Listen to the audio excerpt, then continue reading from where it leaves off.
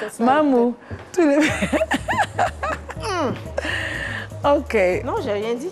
Alors, Raïssa, on Le date du t'écoute. vinaigre de cidre. Alors, quand vous avez mauvaise mine et que votre visage, vous ne vous plaisez pas forcément, inutile de se morfondre. Je viens vous montrer par exemple aujourd'hui le mélange du vinaigre de cidre et du miel pour avoir un visage tout en beauté, pour avoir un visage éclatant et lumineux. Donc aujourd'hui, on va parler de ça. Je vais faire mon mélange. On a du vinaigre de cidre. Même si l'odeur n'est pas forcément L'odeur est glamour. assez forte, non? Oui. Pour, L'odeur n'est pas forcément pour, glamour, pour, ton nez si sensible, chérie.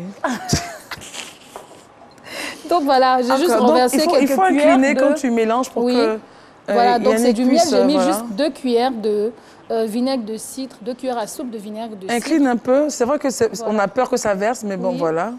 Donc je rappelle qu'on a 4 propriétés. Le vinaigre de cidre donne un teint éclatant, le vinaigre de cidre combiné au miel bien sûr, Ok. donne un teint éclatant et lumineux, les pores seront moins visibles, les cernes seront effacées, donc à profusion vous aurez une peau magnifiquement belle. Donc Ok. je vais mettre sur le visage, je vais appliquer sur le visage de Mata. Voilà. Ok.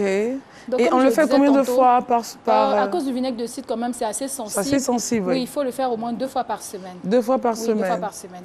Et c'est vrai que l'odeur, je rappelle, l'odeur n'est pas très glamour, mais les Ok. résultats sont là, quoi. Et donc, c'est pour avoir un effet bonne mine. Oui, mais Mata, je suis obligée de faire ça. C'est ça, Il hein? faut souffrir. Effet bonne mine. Oui, il fait bonne mine. Ok.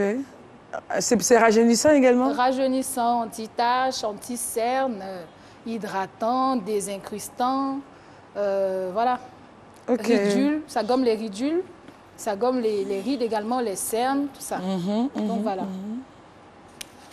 Dis donc. Donc c'est bon. Osinda, vous voyez faire ce masque-là? Oui, j'aimerais bien essayer. C'est non. Mata va garder ça. Je pense. Combien de minutes? Ça va pas sécher, de toute façon à cause du miel, mais elle va le garder au moins 10 minutes. Après, elle va rincer avec de l'eau tiède. Il faut veiller à rincer avec de l'eau tiède. Ok. Parce que je dis toujours, quand on fait les masques, déjà quand on le rince avec de l'eau tiède. Bon, déjà, je vais donner déjà une petite astuce.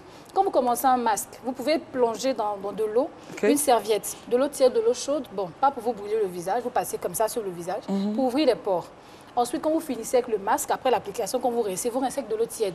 Et quand vous finissez, vous plongez une serviette dans de l'eau froide et vous repassez encore sur le visage pour fermer les pores. Parce que quand les pores sont ouverts, Évidemment, ça agit comme un masque, c'est un masque. C'est clair, Donc c'est ça clair. désincruste les pores, ça ouvre les pores. Quand vous faites l'action de l'eau chaude pour ouvrir les pores, il faut falloir les refermer. Quand vous ne refermez pas, c'est sujet à avoir des boutons parce qu'après, tout rentre dans les pores, ça salit les pores. Et Donc, puis, pour refermer de l'eau froide, simplement. de l'eau froide, voilà. Donc c'est bon. Bon, merci beaucoup, Raïssa.